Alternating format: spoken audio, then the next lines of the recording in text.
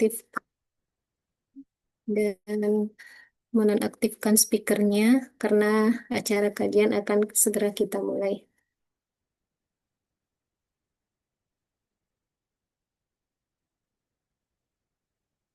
Baiklah, Bismillahirrahmanirrahim. Assalamualaikum warahmatullahi wabarakatuh. Innal hamdalillah nahmaduhu wa nasta'inuhu wa nastaghfiruhu wa na'udzu billahi min syururi anfusina wa min sayyiati a'malina. May yahdihillahu fala mudhillalah wa may yudlilhu fala hadiyalah. Asyhadu an la ilaha illallah wa asyhadu anna Muhammadar Rasulullah. Rabbi shrah li sadri wa yassir li amri wahlul 'uqdatam min lisani yafqahu qawli amma ba'd. Yang terhormat Pembina Komunitas Cinta Quran Medan, Ibu Endang Supriyati Eskom. Yang terhormat Ketua Komunitas Cinta Quran Medan, Ibu Devi Hairani Hasibuan MKes.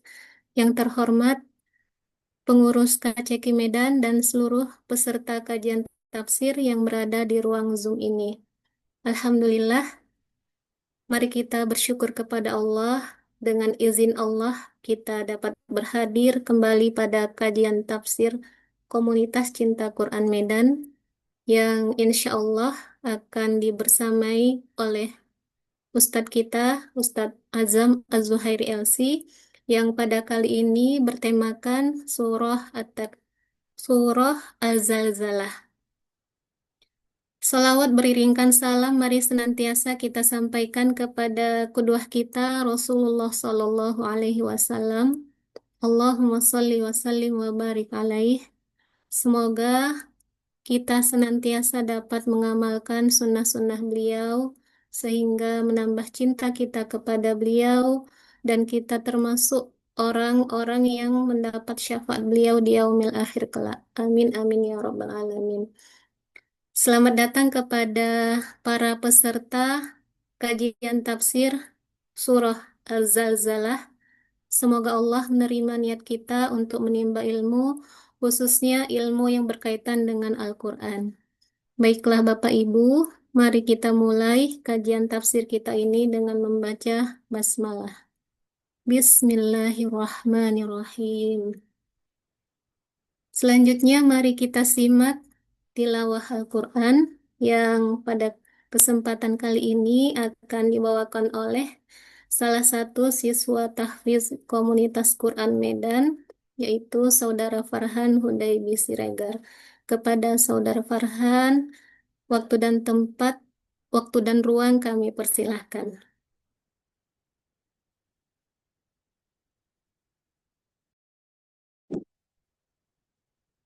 Assalamualaikum warahmatullahi wabarakatuh.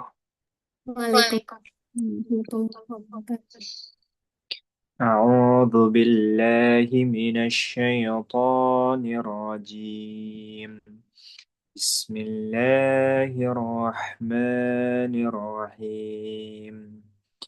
إذا زلزلت الأرض زلزالها وأخرجت الأرض أثقالها وقال الإنسان ما لها يومئذ تحدث أخبارها بأن ربك أوحى لها يومئذ يصدر الناس أشتاتا ليروا أعمالهم فمن يعمل مثقال ذرة خيرا يره ومن يعمل مثقال ذرة شرا يره. Dengan nama Allah yang Maha Pengasih, Maha Penyayang. Apabila bumi diguncangkan dengan guncangan yang dahsyat, dan bumi telah mengeluarkan beban-beban berat yang dikandungnya. Dan manusia bertanya, apa yang terjadi pada bumi ini? Pada hari itu, bumi menyampaikan beritanya, karena sesungguhnya Tuhanmu telah memerintahkan yang sedemikian itu padanya. Pada hari itu, manusia keluar dari kuburnya dalam keadaan berkelompok-kelompok untuk diperlihatkan kepada mereka balasan semua perbuatannya. Maka, barang siapa mengerjakan kebaikan seberat zarah, niscaya dia akan melihat balasannya, dan barang siapa mengerjakan kejahatan seberat zarah, niscaya dia akan melihat balasannya. Sadaqallahul azim. Assalamualaikum warahmatullahi wabarakatuh. Waalaikumsalam warahmatullahi wabarakatuh. Jazakallah khair kepada saudara Farhan. Insya Allah dengan tilawah Al-Quran tadi, semoga Allah turunkan sakinah kepada kita dan senantiasa diliputi oleh rahmat Allah, dinaungi malaikat, dan disebut-sebut kebaikan-kebaikan yang kita lakukan oleh Allah Subhanahu wa Ta'ala di hadapan makhluk-makhluknya. Amin, amin ya mujibas sa'ilin. Baiklah, Bapak Ibu, sebelum kita menyimak kajian yang akan disampaikan oleh Ustadz kita, maka izinkan saya untuk membacakan profil singkat beliau.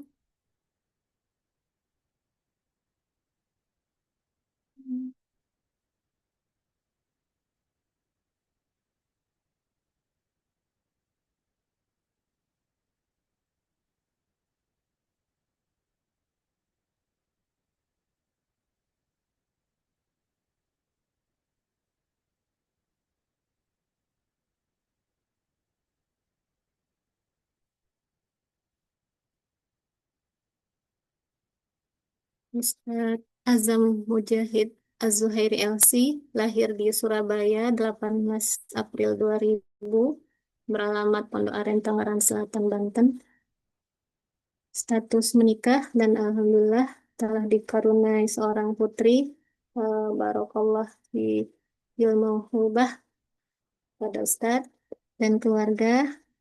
Pekerjaan pengurus yayasan guru haji online, agen travel haji dan umroh, pendidikan SMP IT dan SMA IT Darul Quran Mulia Bogor, diploma bahasa Arab di Akademi Imam Malik Istanbul, S1 Syariah Islamiyah Akademi Imam Malik Istanbul.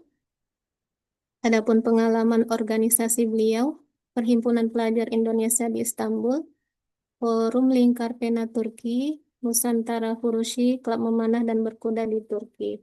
Adapun pengalaman bekerja beliau, Kepala Bidang Keagamaan di Yayasan Utsman bin Affan Surabaya, Ketua Mujalasah Quraniyah, Musyrif Quran di Halakoh Cinta Quran, Musyrif Quran di Komunitas Cinta Quran Medan, Agensi Haji dan Umroh Van Diego, Private Tour Guide di Turki, serta pengalaman lainnya merupakan pemateri di sharing session Bahagia Bersama Al-Quran, pemateri di kajian tafsir online bulanan rutin KCK Medan, pemateri di kajian remaja Muslim Masjid Al-Huda Surabaya, pemateri di kajian Cahaya Hati Masjid Ar-Rahmah Surabaya, dan telah menerbitkan buku di Seberang Hagia Sophia, peserta Wisuda Al-Quran Darul Quran Mulia Bogor 2018, dan telah memiliki sertifikat Tour Leader BNSP. Demikianlah profil singkat Ustadz kita. Baiklah, mari kita sapa Ustadz kita telah berhadir di ruang Zoom ini. Assalamualaikum warahmatullahi wabarakatuh. Waalaikumsalam warahmatullahi wabarakatuh. Bisa kita mulai kajiannya Ustadz? Ya, insyaallah. Baiklah, kepada Bapak Ibu, mari kita dengar kajian tafsir surah Al-Zalzalah yang akan disampaikan oleh Ustadz kita, Ustadz Azam Az-Zuhairi LC. Kepada Ustadz, waliyatafadhol mashkura. Bismillahirrahmanirrahim. Assalamualaikum warahmatullahi wabarakatuh. Waalaikumsalam warahmatullahi wabarakatuh. Innal hamdalillah nahmaduhu wa nasta'inuhu wa nastaghfiruh wa natubu ilaih. Assalatu wassalamu ala asyrafil anbiya'i wal mursalin sayyidina Muhammadin wa ala alihi wa sahbihi ajma'in amma ba'd. Rabbi shrah li sadri wa yassir li amri wa hlul 'uqdatam min lisani yafqahu qawli. Rabbi zidna ilman warzuqna fahman. Amma ba'd. Hayakumullah. Selamat datang. Terima kasih banyak atas waktu dan kesempatannya. Insyaallah pada malam hari ini akan kita lanjutkan ya kelas kajian tafsir rutin setiap bulan yang sekarang sudah masuk ke dalam pembahasan surat Al-Zalzalah. Insyaallah pada malam hari ini kita akan bahas surat Al-Zalzalah yang pada bulan sebelum ini, bulan kemarin ya kita membahas tentang surat Al-Adiyat, bercerita tentang bagaimana keistimewaan dan spesialnya dari kuda perang. Karena hari ini kita akan membicarakan tentang surat Al-Zalzalah dan apa yang ada di dalamnya serta apa pembahasan yang uh, Allah sampaikan di dalam surat Al-Zalzalah. Bismillahirrahmanirrahim. Surah Al-Zalzalah. Iza iza zulzilatil ardu zilzalaha wa akhrajatil ardu athqalaha wa qala al-insanu ma laha yawma'idhin tuhaddithu akhbaraha bi anna rabbaka awha laha yawma'idhin yasdurun nasu ashtatan liyuraw a'malahum faman ya'mal mithqala dzarratin khairan yarah wa man ya'mal mithqala dzarratin syarran yarah. Shadaqallahul azim. Surat Al-Zalzalah berisi 8 ayat yang termasuk ke dalam kategori pendek ya sebenarnya, tidak tidak panjang ayatnya karena itu adalah salah satu uh, karakteristik dari surat-surat Makkiyah sebenarnya. Karakteristik dari surat-surat Makkiyah yaitu cenderung cenderung pendek dari segi ayat berbanding dengan surat Madaniyah yang biasanya itu panjang-panjang seperti itu. Nah, maka surat Al-Zalzalah ini adalah surat ke-99 dalam peletakan di mushaf seperti itu.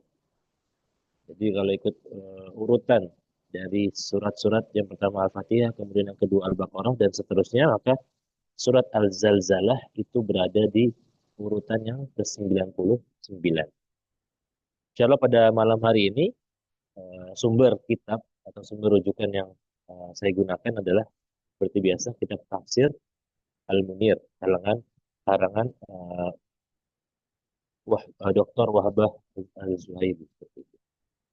Baik, fakta surat atau apa yang menarik dari surat Al-Zalzalah. Surat Al-Zalzalah termasuk ke dalam golongan Madaniyah, yaitu surat yang diturunkan setelah hijrah. Itu menurut jumhur ulama, menurut mayoritas ulama. Akan tetapi, menurut Ibnu Katsir, ya, mufassir atau ahli tafsir yang sama-sama kita kenal, ketahui, bahwa menurut Ibnu Katsir, surat Al-Zalzalah itu termasuk surat Makkiyah. Kalau jumhur mengatakan ini adalah surat Madaniyah, tapi menurut Ibnu Katsir, ini termasuk ke dalam surat Makkiyah. Kenapa demikian? Karena surat ini menyerupai surat Makkiyah. Jadi kalau dilihat karakteristiknya, dilihat susunan ayatnya, dilihat tentang apa yang dibicarakan dari surat Al-Zalzalah, maka ini masuk ke dalam kategori surat Makkiyah.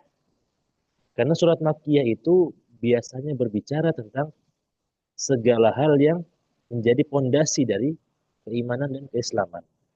Kenapa? Karena surat Makkiyah adalah surat yang diturunkan sebelum hijrah. Jadi tidak mungkin Allah menurunkan ayat-ayat di awal-awal dari dakwah Rasulullah SAW kalau bukan fondasi, kalau bukan yang paling dasar, fundamental dari Islam itu sendiri. Maka biasanya surat Makkiyah itu bercerita tentang fundamental dari agama Islam. Bagaimana ia berbicara tentang ketauhidan Allah yang Esa, seperti itu. Kemudian berbicara tentang keimanan, dan salah satunya adalah berbicara tentang hari kiamat. Maka itulah yang menyebabkan Ibnu Katsir mengatakan bahwa surat Al-Zalzalah itu termasuk dalam surat Makkiyah atau yang diturunkan sebelum sebelum Rasulullah hijrah, berdasarkan dari karakteristik ayat-ayat dari surat Al-Zalzalah yang berbicara tentang dahsyatnya hari hari kiamat. Bahkan kalau kita lihat namanya, nama suratnya sendiri sudah menggambarkan Al-Zalzalah, goncangan yang dahsyat. Jadi kalau kita lihat dari nama atau dari judul surat ini, maka sudah terlihat apa yang akan dibicarakan oleh Allah Subhanahu wa taala. Maka penamaan surat Al-Zalzalah itu disebabkan karena Allah ingin menceritakan tentang goncangan atau gempa atau segala hal yang berlaku di muka bumi ini sebelum datangnya hari hari kiamat. Maka itulah yang ingin Allah jelaskan di dalam surat Al-Zalzalah. Jamaah yang dirahmati oleh Allah, adapun kandungan atau isi dari surat Al-Zalzalah itu ada dua poin penting. Poin yang pertama adalah berbicara tentang hari kiamat atau keadaan sebelum hari kiamat. Seperti nama dari surat Al-Zalzalah itu sendiri. Maka Allah ingin menjelaskan betapa dahsyatnya hari kiamat dan betapa nyatanya hari kiamat itu. Kemudian yang kedua, poin pembahasan yang ingin Allah sampaikan adalah tentang balasan atas setiap tindakan manusia. Allah akan menjelaskan bahwa semua yang kita perbuat, semua yang kita lakukan di dunia ini akan ada balasannya di akhirat nanti. Maka siapa yang mengerjakan kebaikan, walaupun seberat biji zarah, itu adalah perumpamaan yang sangat kecil ya maksudnya. Sekecil apapun perbuatan yang kita lakukan, kalau itu perbuatan kebaikan, maka akan dimasukkan ke dalam timbangan kebaikan atau timbangan pahala. Tapi kalau sekecil apapun dosa yang kita buat, itu juga akan dinilai sebagai dosa atau dinilai sebagai hal yang memberatkan timbangan keburukan kita, yang nantinya bisa mempengaruhi apakah kita dimasukkan ke dalam surganya Allah atau kita harus dicuci dulu, kita harus dibersihkan dulu dari dosa-dosa dengan dimasukkan ke dalam nerakanya Allah Subhanahu wa taala. Maka ini adalah dua hal yang dibicarakan oleh Allah di dalam surat Al-Zalzalah. Segala yang dimulai akan berakhir karena keabadian hanya milik Allah Subhanahu wa taala. Ini apa namanya? Salah satu kata-kata yang indah sebagai pengingat bagi kita bahwa segala yang dimulai itu pasti akan berakhir dan keabadian itu hanya milik Allah Subhanahu wa taala. Sebagaimana kehidupan dunia ini ada awalnya, maka kehidupan dunia juga ada akhirnya. Sebagaimana Nabi Adam dihidupkan oleh Allah, maka ada waktunya Nabi Adam meninggal dunia. Dan semua anak-anak Adam, semua Bani Adam akan mendapatkan hal yang sama, yaitu menjumpai yang namanya kematian. Tinggal bagaimana kita mempersiapkan kematian tersebut, apakah kita dapat meraih predikat husnul khotimah atau na'udzubillah kita semoga terhindar dari predikat su'ul khotimah. Baik, surat Al-Zalzalah hadir diturunkan oleh Allah Subhanahu wa taala sebagai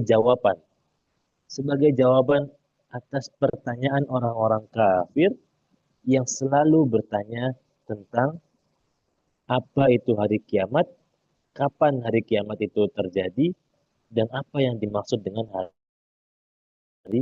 hari perhitungan. Maka karena banyaknya soal, banyaknya pertanyaan dari kaum Quraisy, dari kaum kafir kepada Nabi Muhammad, wahai Muhammad, kapan diturunkan hari kiamat? Wahai Muhammad, kapan terjadi hari kiamat? Wahai Muhammad, apakah benar bahwa ada yang namanya hari perhitungan? Dan pertanyaan orang-orang kafir itu sejatinya bukan hanya sekedar pertanyaan, tapi merupakan sebuah tantangan dan sebuah permintaan.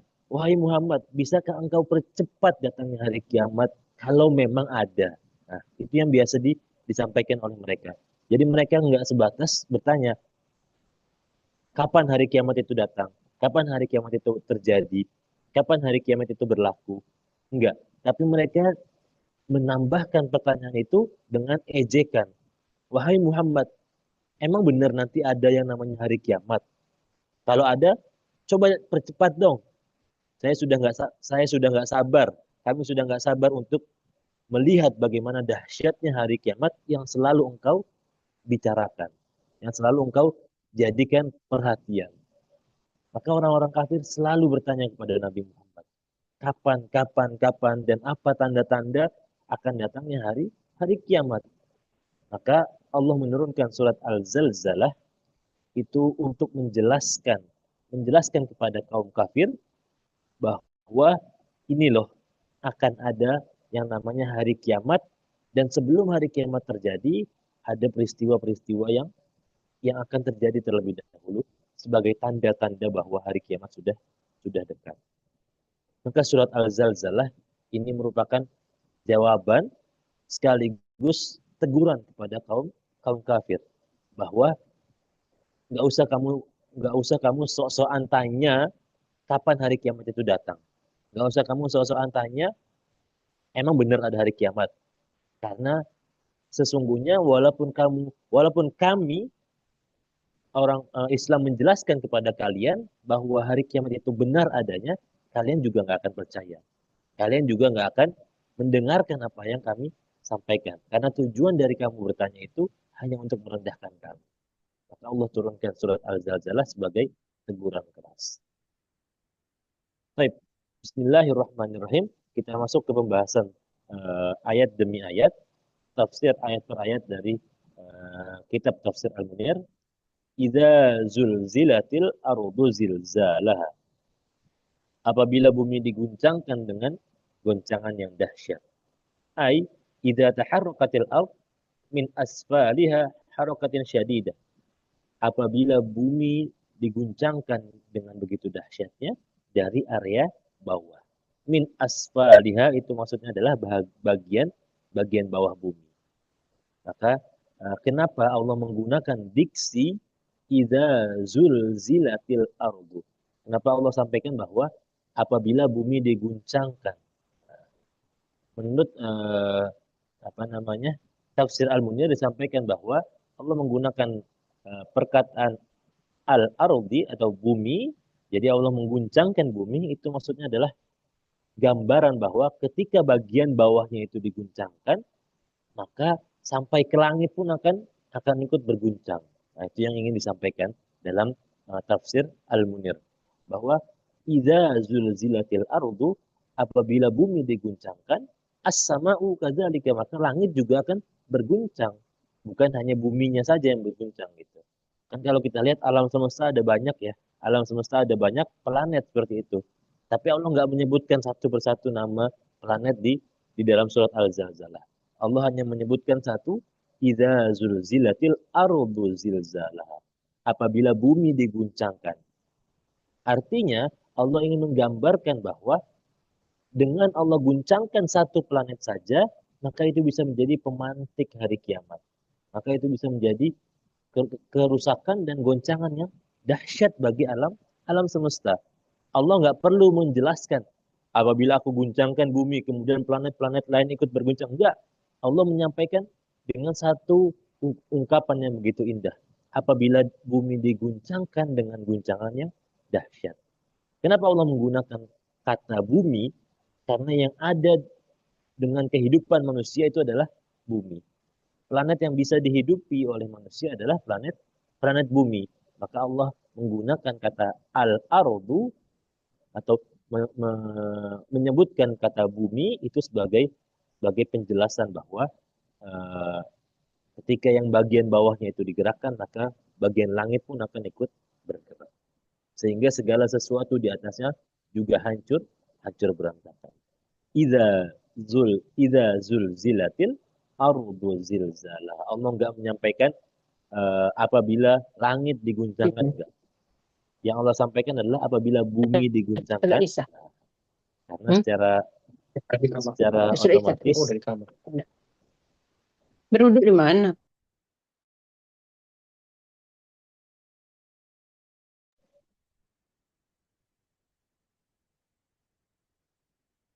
ya, karena secara otomatis ketika bumi diguncangkan, maka langit pun akan ikut berguncang juga. Nah, itu teorinya seperti itu. Baik, kita lanjut. Idza zulzilatil ardu zilzalaha wa akhrajatil ardu asqalaha.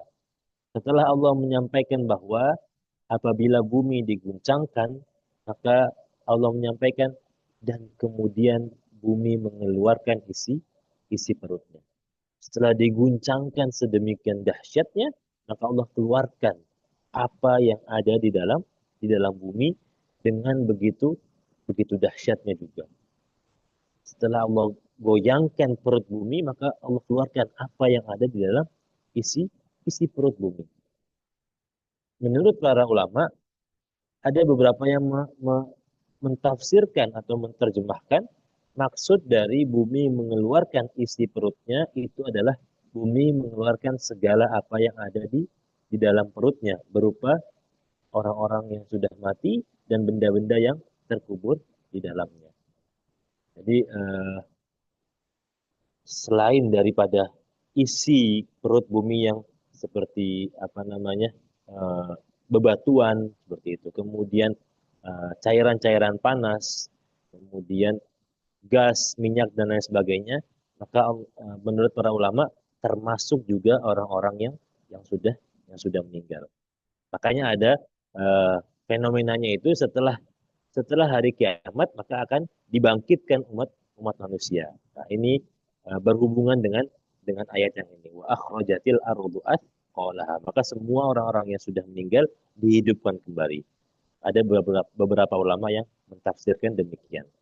Menghidupkan kembali orang-orang yang sudah mati melalui tiupan tiupan yang tiupan sangkakala seperti itu. Wa akhrajatil ardu athqalaha. Tapi yang lebih dahsyatnya lagi, Allah ingin menjelaskan bahwa setelah diguncangkan bumi, maka Allah keluarkan, Allah muntahkan semua yang ada di dalam isi perut bumi.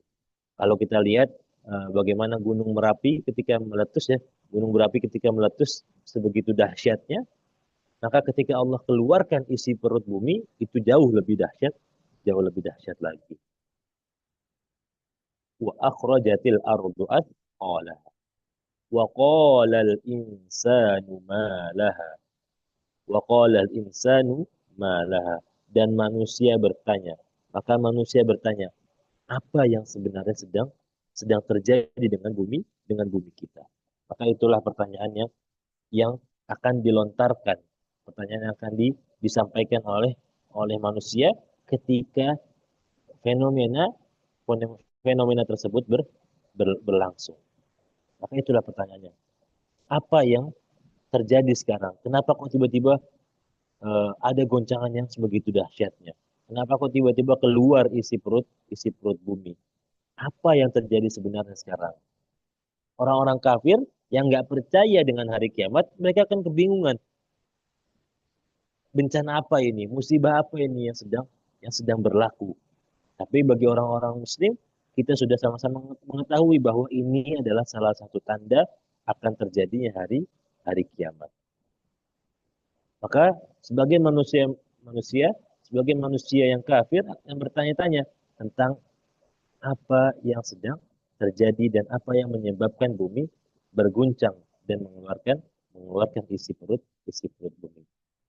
Orang Islam udah nggak nanya lagi karena orang Islam pada masa itu orang-orang yang benar-benar ada di dalam hatinya keislaman tidak akan merasakan hari hari kiamat tersebut. Menurut beberapa uh, hadis seperti itu. Jadi orang-orang Islam yang benar-benar Islam itu nggak akan merasakan hari hari kiamat. Tapi untuk sampai ke sebelum hari kiamat itu ada beberapa umat Islam yang tetap merasakan.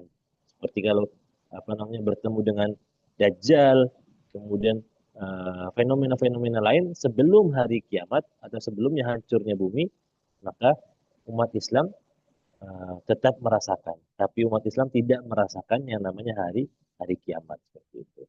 Maka tantangan terbesar di mana? Tantangan terbesar bagi umat Islam itu adalah ketika bertemu dengan Dajjal.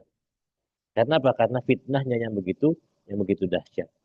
Makanya biasanya kita berdoa, selalu berdoa semoga kita dijauhkan atau kita uh, bisa melewati fitnah Dajjal. Karena fitnah Dajjal itu adalah fitnah yang paling menyeramkan seperti itu. Bagaimana Allah berikan karunia kepada Dajjal, Allah berikan kelebihan kepada Dajjal, itu bisa mempunyai keistimewaan-keistimewaan yang sama seperti keistimewaan yang dimiliki oleh para anbiya sebagai ujian bagi orang-orang Islam. Maka kembali lagi, orang-orang kafir bertanya tentang apa yang sedang terjadi sekarang. Kenapa kok tiba-tiba nggak ada angin, nggak ada hujan, tiba-tiba gempa bumi, tiba-tiba uh, bumi mengeluarkan isi perutnya. Nah, mereka semua bertanya. Pada akhirnya semua akan meninggalkan orang yang mereka cintai karena sibuk memikirkan dirinya sendiri.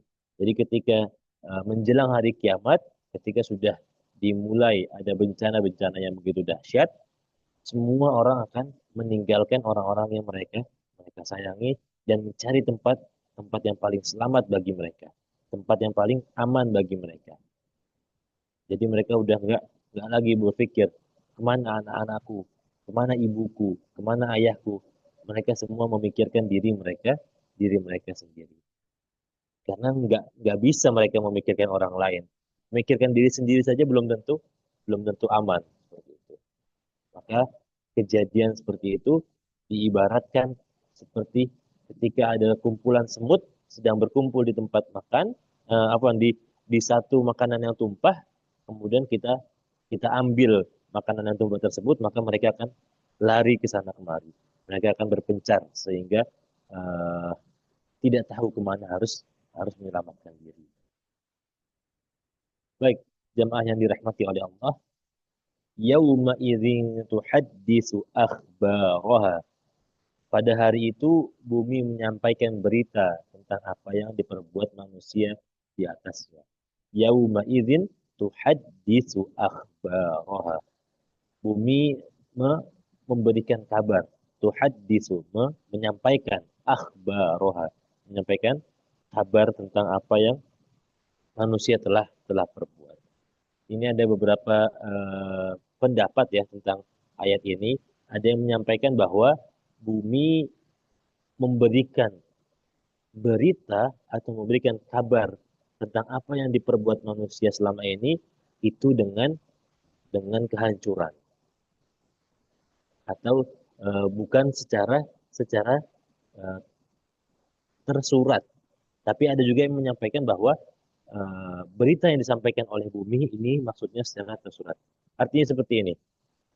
Kejadian yang berlaku pada masa itu, gempa bumi, kemudian gunung meletus, kemudian tsunami pada masa itu sebelum hari kiamat berlaku, itu adalah pemberitaan dari bumi tentang apa yang diperbuat oleh manusia selama ini.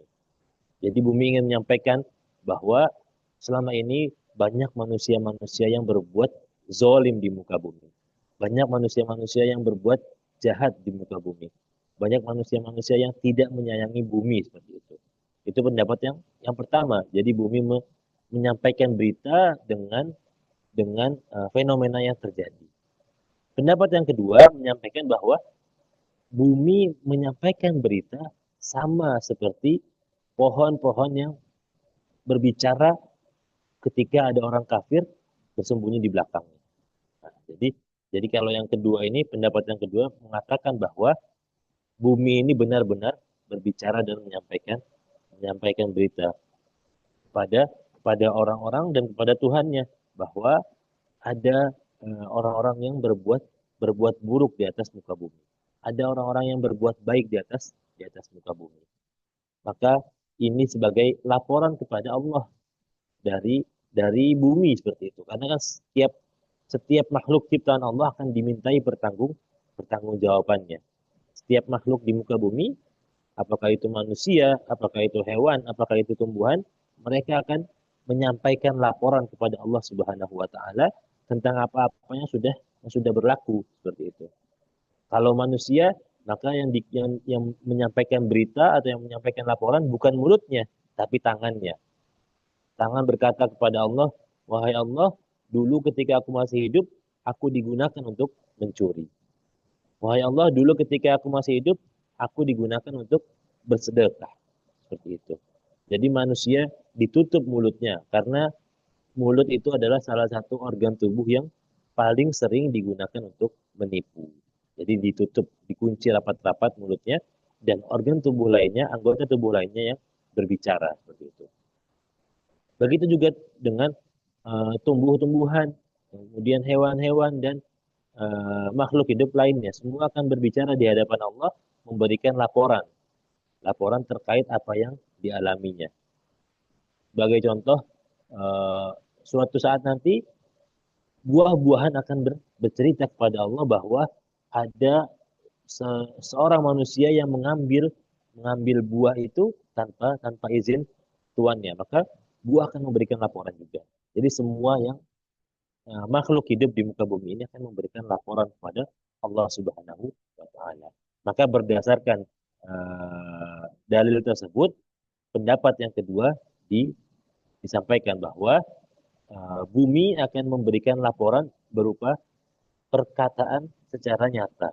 Jadi bumi akan ngomong, wahai Allah, pada waktu sekian, jam sekian, hari sekian, ada manusia yang berbuat zolim, seperti itu. Ada manusia yang berbuat soleh, seperti itu. Maka itu yang dilaporkan oleh bumi kepada Allah. Pada waktu guncangan yang sangat dahsyat, bumi memberitahu kondisinya, berbicara tentang perbuatan yang telah dikerjakan di atasnya. Apakah itu perbuatan baik atau perbuatan buruk yang dilakukan oleh manusia. Kemudian bi anna rabbaka auha laha, karena sesungguhnya Tuhanmu telah memerintahkan yang demikian itu padanya. Jadi bumi melakukan hal yang demikian itu semua atas izin Allah Subhanahu wa taala. Bumi akan berbicara dengan atas izin Allah Subhanahu wa taala. Bumi akan bersaksi bahwa ada manusia-manusia soleh yang di sepertiga malamnya itu menangis karena bertaubat kepada Allah. Di saat semua manusia tidak melihatnya, tapi bumi tetap hidup. Bumi tidak tidur. Bumi akan menceritakan bahwa ada orang-orang soleh yang dia bangun di sepertiga malam, kemudian melaksanakan sholat tahajud, dan itu yang akan dilaporkan oleh bumi ketika menjelang hari kiamat. Maka firman Allah auha laha itu adalah maksudnya izin dari Allah. Karena Allah yang memerintahkan untuk bumi berbicara dan menyampaikan apa yang telah berlaku. Jamaah yang dirahmati oleh Allah Subhanahu wa taala, ayat seterusnya berbicara tentang kondisi manusia. Yauma idzi yasdurunna su'ashtatan liyurau a'malahum. Pada waktu itu atau pada hari itu manusia keluar dari kuburnya dalam keadaan terpencar untuk diperlihatkan kepada mereka balasan dari semua perbuatan mereka. Maka manusia akan dibangkitkan kembali. Setelah semua umat manusia meninggal dunia, maka mereka akan dibangkitkan dari kubur untuk menuju ke padang mahsyar. Untuk apa? Untuk melakukan perhitungan amal perbuatan mereka. Maka ketika mereka berkumpul di padang mahsyar, keadaannya berbeda-beda. Jadi ada yang keadaannya penuh dengan keringat seperti itu. Ada yang keadaannya baik-baik saja seperti itu. Itu berdasarkan dari amal kebaikan ketika di dunia. Maka sebagian mereka ada yang merasa aman dan sebagian yang lain merasakan ketakutan.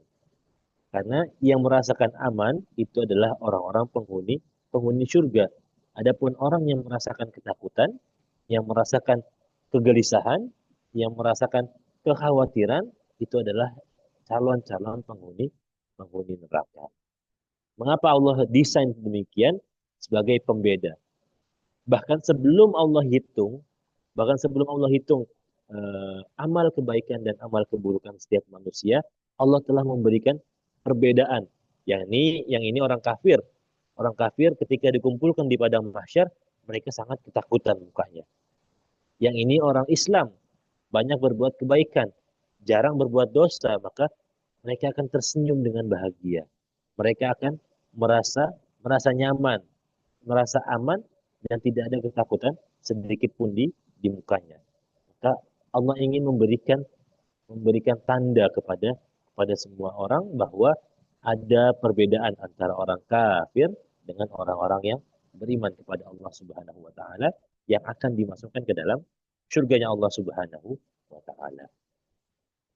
Maka sebagian ahli tafsir seperti Ibnu Katsir itu berpendapat bahwa manusia akan kembali kepada mahsyar dalam kondisi yang berbeda-beda. Ada yang celaka, ada yang bahagia, ada yang diperintahkan ke surga dan yang diperintahkan ke neraka. Jadi semua itu adalah balasan atas perbuatan baik dan buruk manusia ketika berada di dunia.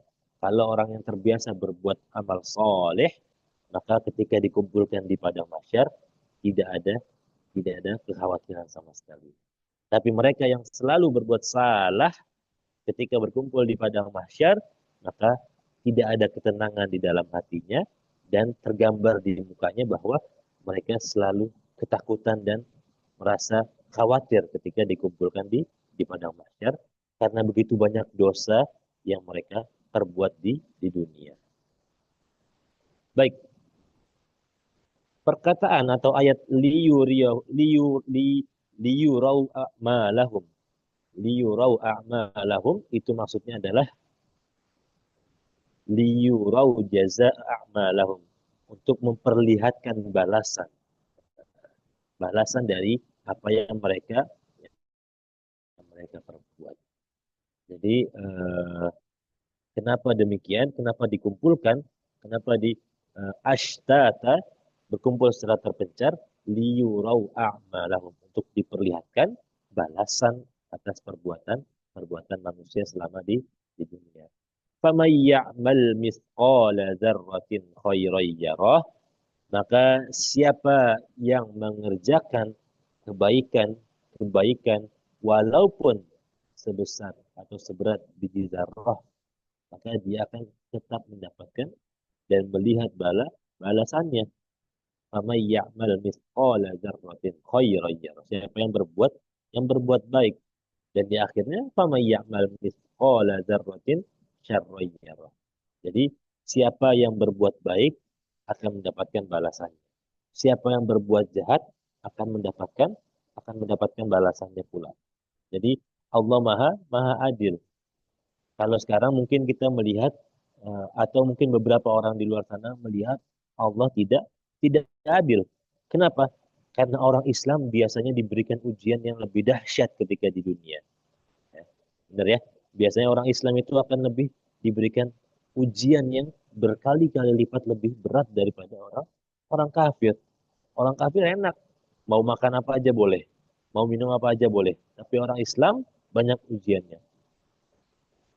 Makan makanan yang diperintahkan oleh Allah, makan makanan yang dilarang nggak boleh, minum minuman yang dilarang nggak boleh sama Allah, seperti itu. Banyak larangannya. Tapi kalau orang-orang kafir, silahkan kamu berbuat sesuai apa yang kamu mau. Tapi ingat bahwa balasan Allah atau azab Allah itu sangat pedih.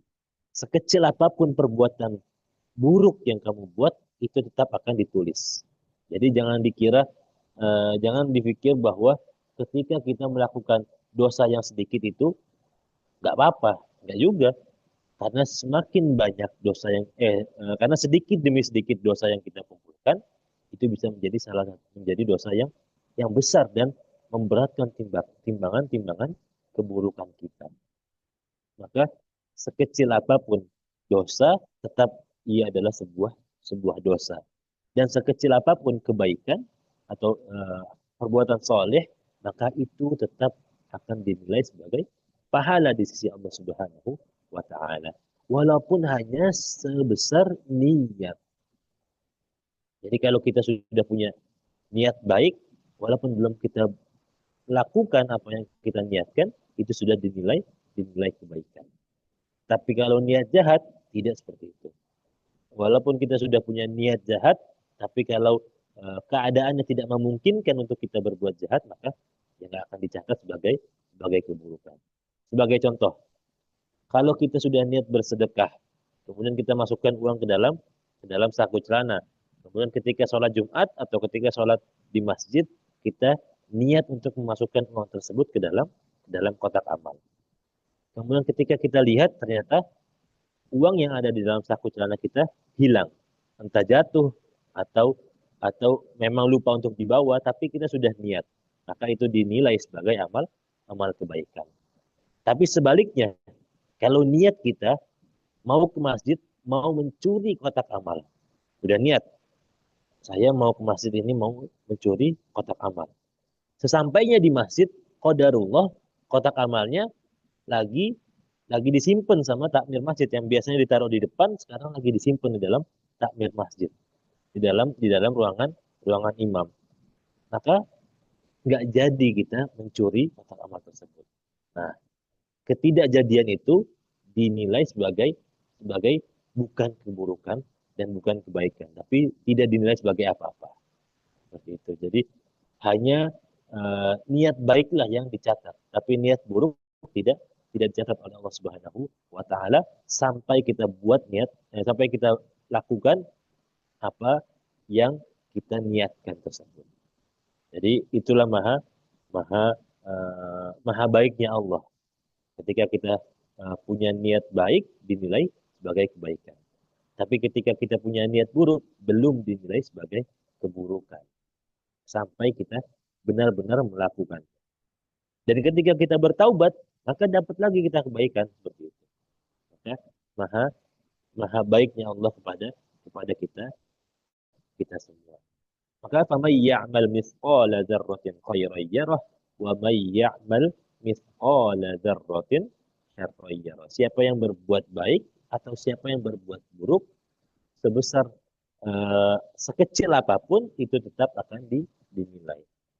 Barang siapa yang beramal soleh, faman ya'mal fid dunya waznu namlah. Barang siapa yang beramal soleh di dunia seberat semut kecil atau seberat butiran debu, au hibaan la yuro, atau seberat butiran debu yang kita sendiri bahkan nggak bisa melihat, kecuali berada di tengah pancaran matahari. Walaupun sekecil itu, maka dia akan tetap mendapatkan balasannya di hari kiamat kelak. Kalau kita berbuat baik, maka akan dapat balasannya di hari akhir kelak. Ketika kita berbuat jahat, sekecil apapun tetap akan dapatkan balasannya. Maka demikianlah keadilan Allah di muka bumi ini, bahwa semua yang kita perbuat akan dinilai sebagai amal soleh atau amal salah. Tapi yang perlu kita pahami dan yang perlu kita ingat bahwa timbangan kebaikan dan timbangan keburukan itu hanya ada pada orang-orang Islam saja.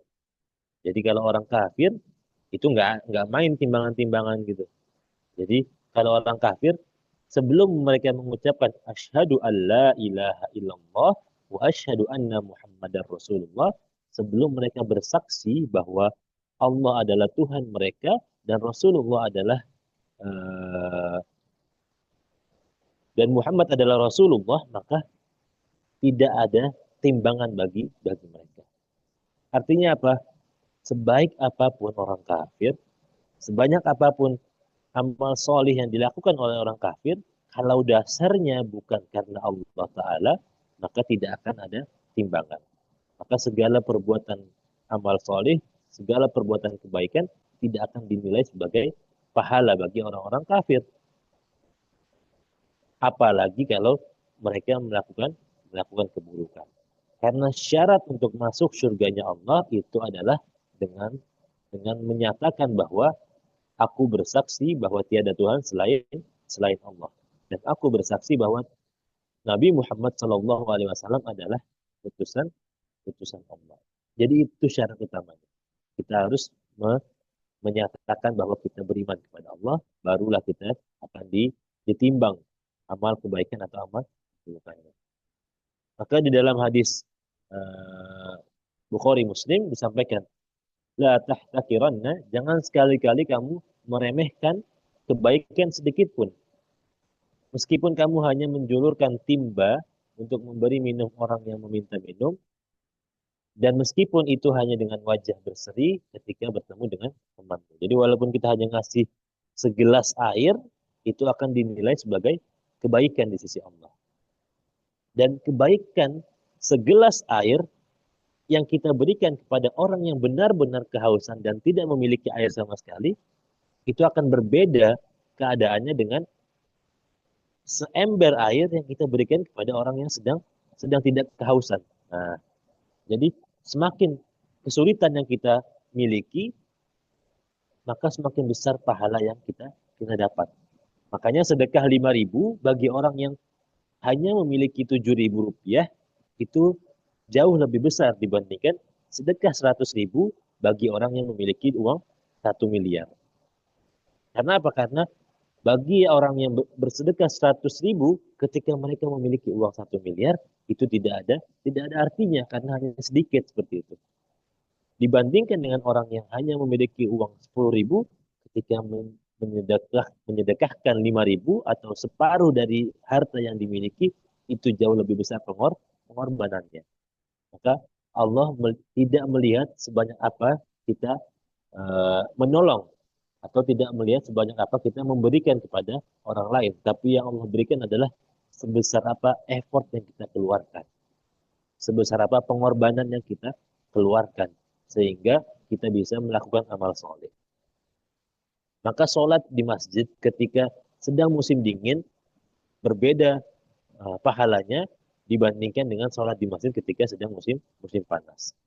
Sholat di masjid ketika sedang hujan berbeda pahalanya dibandingkan dengan sholat di masjid ketika kita sedang lewat depan masjid.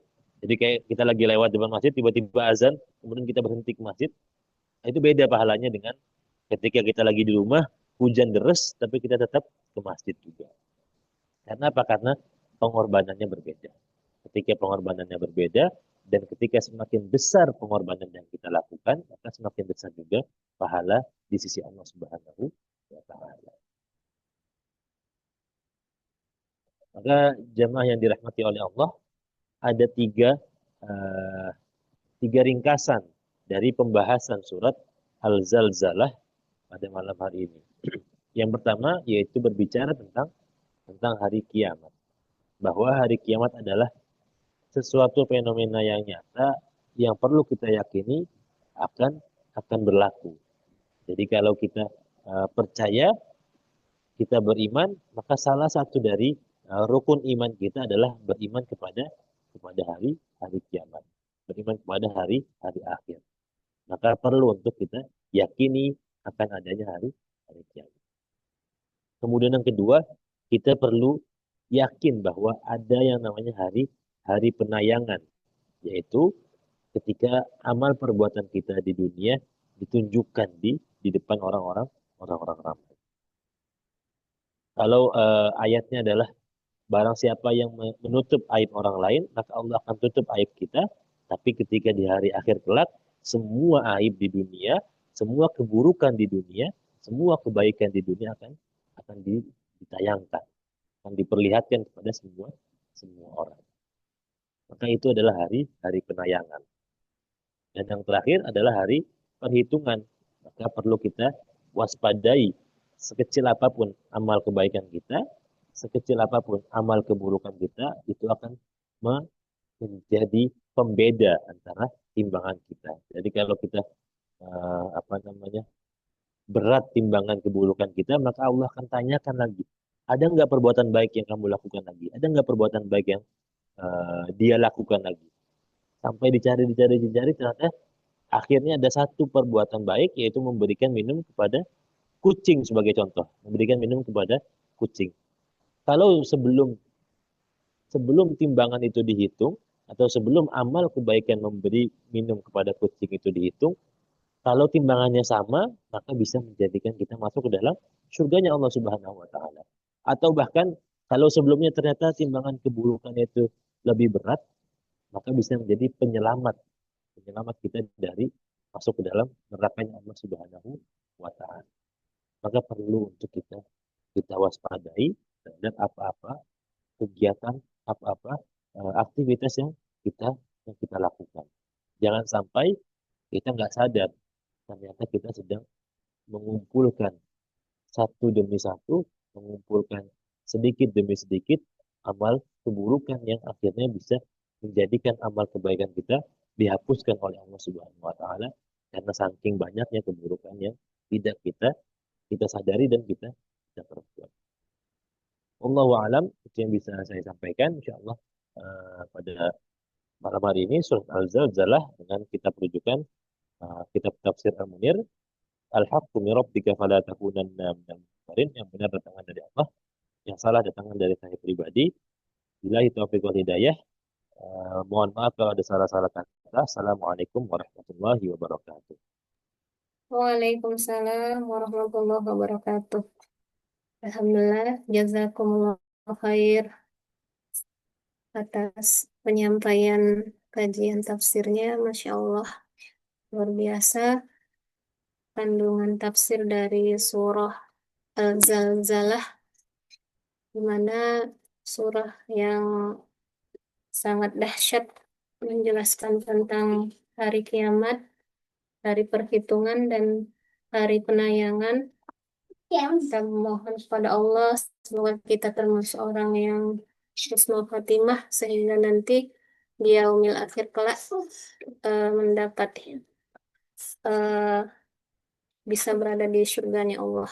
Amin amin ya rabbal alamin. Baiklah, kepada Bapak Ibu yang ingin diskusi atau bertanya langsung kepada Ustadz kita, boleh raise hand langsung ataupun boleh diketik di kolom chat. Kepada Bapak Ibu, dipersilahkan.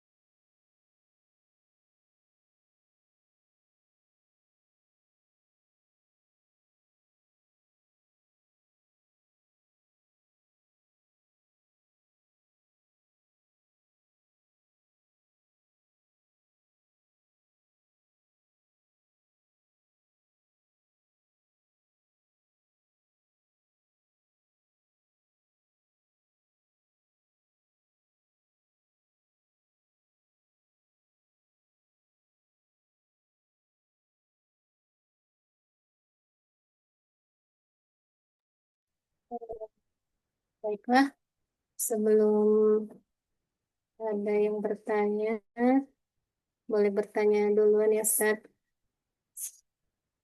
Mengenai surah ayat yang ke-6 ya. Yauma idzi yasdurun nasu asfatan yuru a'malahum. Di mana akan ditayangkan seluruh amal-amal kita, baik itu kebaikan dan keburukan. Bagaimana dengan amal keburukan atau maksiat yang telah dilakukan, namun sebelumnya telah eh, bertaubat gitu, atau ada maksiat tapi senantiasa diistighfarkan, mohon ampun kepada Allah dan minta agar amal-amal tersebut diampunkan oleh Allah. Apakah amal-amal tersebut juga akan ditayangkan begitu, Ustaz? Atau eh, otomatis akan amal-amal amal yang lain saja yang belum mungkin yang atau bagaimana, Ustaz? Begitu pertanyaan Ustaz.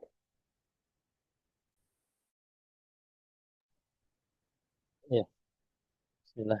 Eh, ada beberapa ini ya, ada beberapa pendapat yang mengatakan tentang amal kebaikan atau amal keburukan itu akan ditayangkan di padang mahsyar seperti itu ya. Kemudian pertanyaannya adalah bagaimana dengan amal-amal yang memang kita perbuat, amal keburukan yang memang kita perbuat dan kita sudah mengakui hal tersebut bahwa benar memang kita pernah melakukannya, tapi kita sudah memohon ampun kepada Allah Subhanahu wa taala.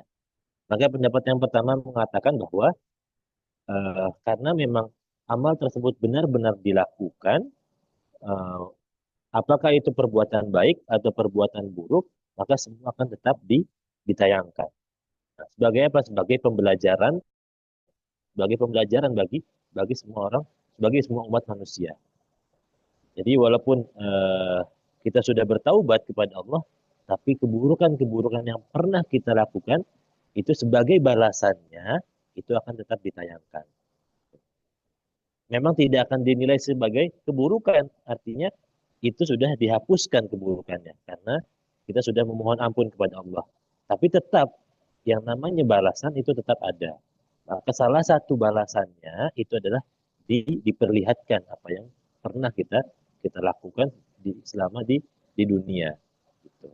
Tapi sebagai rahmat dari Allah, sebagai kebaikan dari Allah, Allah nggak akan menayangkan di dunia. Makanya kan salah satu eh, syarat bertaubat itu adalah tidak mengungkit kembali dosa yang lama. Jadi nggak perlu tuh kalau kita pernah berbuat dosa selama di dunia, contoh naudzubillah kita pernah mencuri seperti itu. Maka kita nggak perlu koar-koar ke semua orang. Dulu saya pernah mencuri, tapi saya sudah minta maaf. Itu nggak perlu. Jadi selama nggak ada orang yang tahu, sebagai contoh, kalau kita pernah mengambil barang orang lain, maka kita perlu sampaikan ke sahibul barang, ke tuannya barang itu. Jadi yang punya barang itu kita sampaikan bahwa saya pernah mengambil barangmu, maka mohon untuk dimaafkan seperti itu. Atau kalau perlu ganti, berapa yang perlu saya keluarkan sebagai gantinya. Hanya kepada yang bersangkutan saja. Nggak perlu kepada orang-orang di sekitarnya, nggak perlu. Gitu. Jadi syarat untuk bertaubat adalah dengan tidak menyebarkan seperti itu. Makanya kalau yang sekarang fenomena yang sekarang itu yang lagi rame di podcast-podcast, kemudian di kalangan selebriti itu yang mengaku di tayangan televisi, di tayangan YouTube bahwa dulu saya pernah berbuat dosa demikian demikian. Nah, itu sebenarnya nggak perlu seperti itu. Jadi dosa-dosa yang sudah lampau, kalau dia sudah menyatakan bahwa dia sudah bertaubat kepada Allah, tidak perlu disebutkan lagi. Tidak perlu disebutkan bahwa dia pernah berbuat keburukan tersebut. Itu sebagai salah satu syarat untuk bertaubatnya. Walaupun ada perbedaan pendapat lagi. Ada yang menyampaikan kalau sebagai pembelajaran nggak apa-apa seperti itu. Ada yang menyampaikan nggak boleh, tetap mutlak nggak boleh seperti itu. Salah satu cara kalau mau sebagai pembelajaran, yang nggak usah disebutin kalau kita yang ngelakuin kan gitu. Kalau mau bercerita tentang suatu keburukan kan kita sudah diajarkan dengan cara menyebutkan fulan atau kalau perempuan fulan lah seperti itu. Nggak perlu menyebutkan kita yang melakukan keburukan tersebut. Maka sebagai balasan dari Allah atas segala keburukan yang kita perbuat adalah dengan ditayangkan di padang mahsyar nanti seperti itu. Nah, itu menurut pendapat yang pertama. Pendapat yang kedua, segala keburukan kalau kita sudah bertaubat, sudah memohon ampun dan dirasa Allah sudah mengampuni dosa tersebut, kan kita nggak tahu ya. Kita hanya tugas kita adalah meminta ampun kepada Allah. Tapi kita nggak tahu apakah Allah sudah mengampuni atau belum. Kan gitu. Walaupun kita, ya Allah, ampuni dosa-dosa saya, ampuni dosa-dosa saya. Tapi kalau Allah sampaikan, saya belum mau, Allah belum mau mengampuni dosa tersebut karena dari hati terdalamnya sebenarnya dia belum bertaubat 100%. Kan kita nggak tahu seperti itu. Atau bahkan eh, Allah sampaikan ternyata kamu ngomongnya bertaubat, tapi ternyata mengulangi lagi ya. Kita kan nggak tahu. Jadi tugas kita adalah meminta ampun kepada Allah. Tapi hak prerogatif Allah atau kelebihan yang Allah miliki adalah Allah berhak untuk memberikan ampunan kepada siapa yang Allah ingin ampuni. Jadi walaupun kita meminta ampun, belum tentu Allah memberikan keampunan secara 100%. Makanya selevel Rasulullah pun tetap beristighfar. Selevel Nabi, para Ambiya pun tetap beristighfar. Astagfirullahalazim, ya Allah ampuni dosa kami. Ya Allah ampuni dosa saya, seperti itu. Karena Nabi pun nggak tahu bahwa apa namanya, ada nggak ya dosa-dosa yang dia lakukan. Nabi khawatir ada dosa-dosa yang dilakukan tanpa disengajai. Walaupun jelas Allah sampaikan bahwa Nabi maksum seperti itu. Tidak ada dosa seperti itu. Kalau salah ada, tapi kalau dosa tidak ada bagi Nabi Muhammad SAW. Tapi dia tetap meminta ampunan kepada Allah, tetap beristighfar. Maka itu dua pendapat tentang apakah dosa atau keburukan yang ada di dunia yang kita lakukan kalau sudah memohon ampunan maka tetap akan disayangkan atau bagaimana. Itu yang eh, sependek pengetahuan saya, wallahu a'lam. Ya Allah, jazakumullah khair Ustaz. Bapak Ibu yang ingin bertanya, masih ada waktu, boleh ditulis di kolom chat atau langsung bertanya ke Ustaz juga dipersilahkan.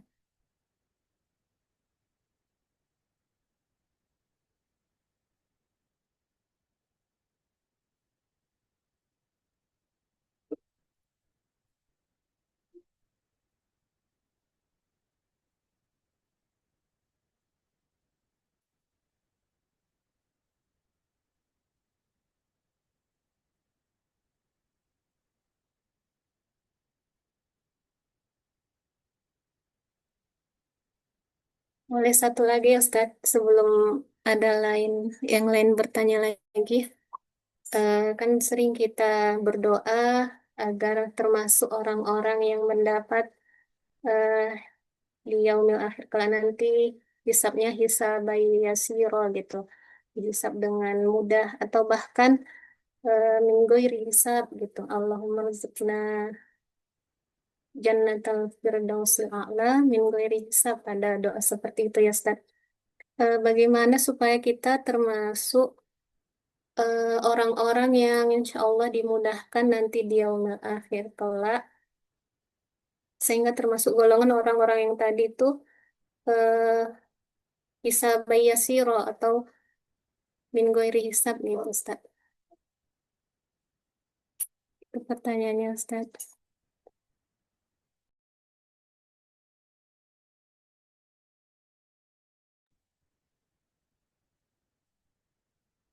Iya, jadi apa namanya, kalau untuk doa-doa yang kita panjatkan, ya Allah semoga kita apa namanya diberikan kemudahan ketika penghisapan seperti itu, atau bahkan doanya lagi itu yang lainnya adalah supaya bisa langsung masuk ke surganya Allah seperti itu. Jadi nggak pakai dihisap seperti itu. Maka salah satu kebiasaan para salafus soleh adalah dengan selalu bertaubat sebelum sebelum tidur. Seperti itu. Jadi sebelum tidur itu selalu memohon ampun kepada Allah Subhanahu wa taala.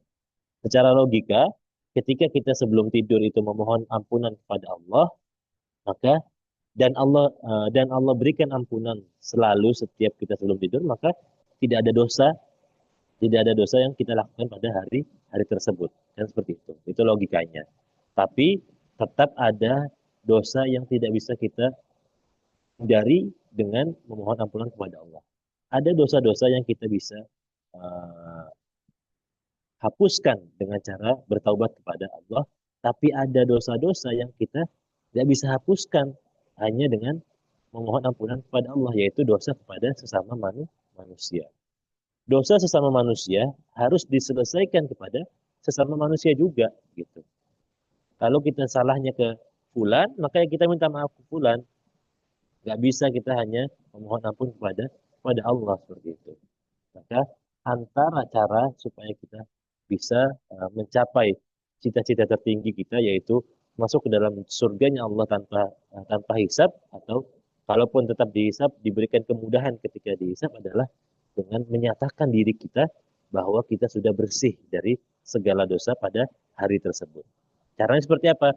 Dengan bertaubat sebelum kita memejamkan mata, sebelum kita beristirahat di malam hari. Jadi kalau kita mau tidur, kita istighfar banyak-banyak, kita baca surat Al-Fatihah, baca surat Al-Mulk, baca surat apa namanya, Al-Ikhlas, Al-Falaq, kemudian apa, An-Nas, maka itu bisa menjadi salah satu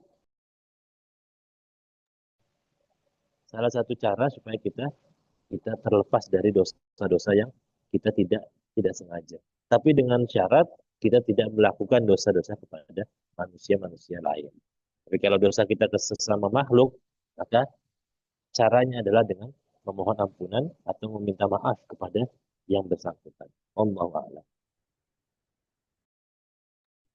Insyaallah. Jazakumullah khair.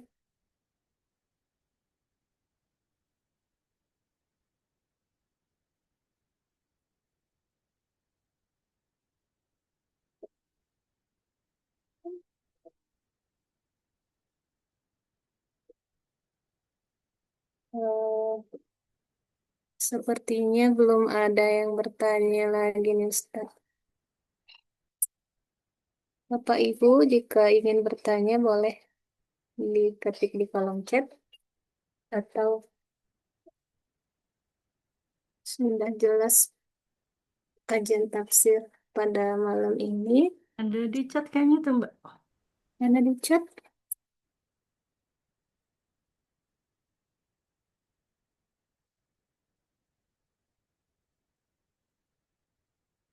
Oh, Bu Elizarwati, daerah masih belum membaik. Adakah resume untuk kajian malam ini? Oh, insya Allah ada ya, Bu. Nanti ada YouTube-nya, bisa didengarkan kembali dari rekaman dari YouTube ACQ Medan.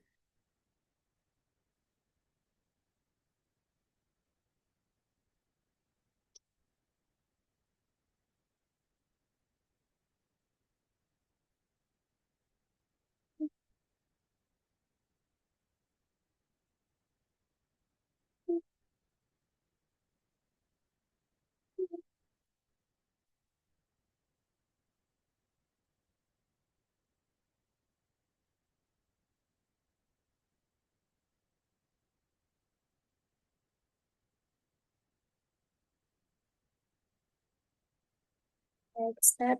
Alhamdulillah, eh, banyak ilmu yang telah didapat dan sudah tidak ada lagi yang bertanya sepertinya, Ustaz. Boleh closing statement-nya dari Ustaz dan sekalian doa penutup ya, Ustaz.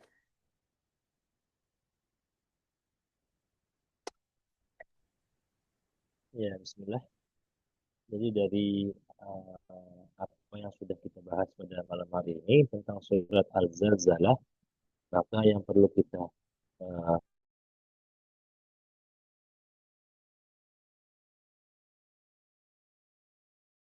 tekankan adalah bahwa dengan segalanya itu benar-benar akan terjadi. Maka apa yang perlu kita persiapkan? Yang perlu kita persiapkan untuk bertemu dengan hari kiamat atau hari pembalasan adalah dengan memperbanyak amal soleh dan mengurangi dosa-dosa kepada manusia. Seperti itu. Jadi percuma kita terus beribadah, terus beramal soleh, tapi kalau dosa juga kita lakukan. Seperti itu. Jadi ibaratnya kayak bocor apa yang kita lakukan. Kita terus memupuk, kita terus mengumpulkan amal soleh, tapi di saat yang sama kita juga melakukan amal salah. Nah, jadi itu sama saja. Akhirnya apa? Akhirnya kita menjadi capek sendiri. Maka jauh lebih penting untuk kita menghindari dari dosa-dosa atau keburukan-keburukan. Walaupun melakukan amal soleh itu penting, tapi menjauhkan diri dari perbuatan dosa itu jauh lebih penting dan jauh lebih berbahaya seperti itu. Dan jauh lebih kita perlu kita pertimbangkan seperti itu. Maka marilah sama-sama kita mengintrospeksi diri kita, apakah ada dosa-dosa yang sengaja ataupun tidak sengaja kita lakukan, bisa dengan cara bertaubat memohon ampun kepada Allah sebelum kita tidur. Kita maksimalkan apa-apa yang bisa kita lakukan, yaitu memohon ampun kepada Allah. Kalau dosa kita kepada manusia, itu susah. Seperti itu. Karena ada beberapa perkataan yang mungkin kita tidak sengaja menyakiti hati orang lain dan kita nggak tahu bahwa mereka memendamnya. Maka itu berat untuk kita cari cari tahu. Yang bisa kita lakukan adalah memohon ampun kepada Allah. Itu yang paling mudah seperti itu. Memohon ampun kepada Allah atas segala dosa-dosa yang sengaja atau yang tidak sengaja yang kita lakukan kepada Allah Subhanahu wa taala. Maka menjelang bulan Ramadan ini ada baiknya untuk kita mulai memesin keimanan kita, mulai memanaskan mesin ketakwaan kita, supaya ketika bulan Ramadan datang, kita sudah bisa langsung memulai aktivitas amal soleh kita. Jangan nunggu eh, 10 hari terakhir baru kita mulai aktivitas. Ya terlambat seperti itu. Sudah terlambat. Syukur-syukur kalau 10 hari terakhir itu masih Allah kasih sehat. Nah, kalau 10 hari terakhir juga kita sakit, ya nggak ada waktu lagi untuk kita panen panen kebaikan. Syukur-syukur kalau Allah masih kasih kita rezeki umur sampai ke 10 hari terakhir. Nah, kalau kita niat, ya Allah saya niat mau itikaf di 10 hari terakhir. Jadi 20 hari pertama saya mau istirahat dulu ya Allah, supaya 10 hari terakhirnya bisa maksimal. Qadarullah Allah nggak kasih izin. Allah nggak izinkan kita untuk hidup sampai di 10 hari terakhir. Jadinya kan kita menyesal seperti itu karena nggak melakukan amal kebaikan lebih lebih dulu. Itu semoga ada kebaikan yang bisa kita uh, dapatkan pada malam hari ini. Semoga kita bisa sama-sama menjadi pribadi yang lebih baik lagi. Ditutup dengan doa ya. Kita tutup dengan istighfar 3 kali. Astagfirullahaladzim, astagfirullahaladzim, astagfirullahaladzim. A'udzubillahi minasyaitonirrajim. Bismillahirrahmanirrahim. Alhamdulillah Rabbil Alamin hamdan yuafi ni'amahu wa yukafi mazidah. Ya Rabbana lakal hamdu kama yanbaghi li jalali wajhika wa azimi sultanik. Allahumma salli ala sayyidina Muhammad wa ala ali sayyidina Muhammad. Allahumma inna nas'aluka ridhaka wal jannah wa na'udzu bika min sakhatika wan nar. اللهم إنا نسألك علما نافعا ورزقا واسعا وعملا متقبلا. اللهم أحيينا بالإيمان وأمتنا بالإيمان واحشرنا بالإيمان وأدخلنا الجنة مع الإيمان برحمتك يا أرحم الراحمين.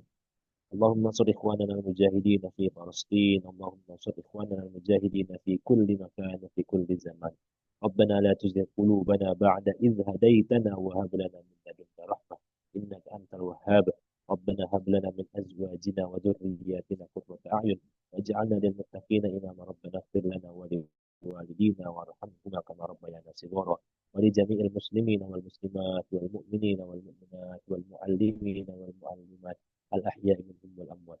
ربنا آتنا في الدنيا حسنة وفي الآخرة حسنة وقنا عذاب النار. صلى الله على سيدنا محمد وعلى آله وصحبه وبارك وسلم والحمد لله رب العالمين. Alhamdulillahirrahmanirrahim. Jazakumullah khair kepada Ustadz yang telah menyampaikan ilmunya. Insya Allah akan menjadi amal jariah dan bagi kita semua dapat kita amalkan pada kehidupan kita sehari-hari dan menambah cinta kita kepada Al-Quran, dan karena sebaik-baik kita adalah yang belajar dan mengamalkan Al-Quran. Baiklah, eh, kita tutup kajian ini dengan membaca Alhamdulillah, Hamdalah, Alhamdulillahirabbil alamin. eh Astagfirun, kami dari panitia Komunitas Cinta Quran Medan mohon maaf atas segala salah dan hilaf. Wabillahi taufiq wal hidayah. Assalamualaikum warahmatullahi wabarakatuh. Oh ya, sebelumnya kita ambil dokumentasi dulu, boleh ya? Kepada Bapak Ibu dipersilahkan untuk membuka videonya, untuk diambil dokumentasinya.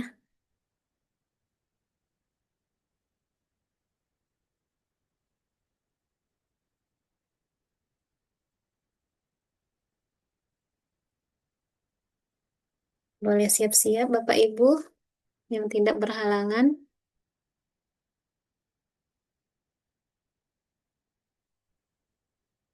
Nah,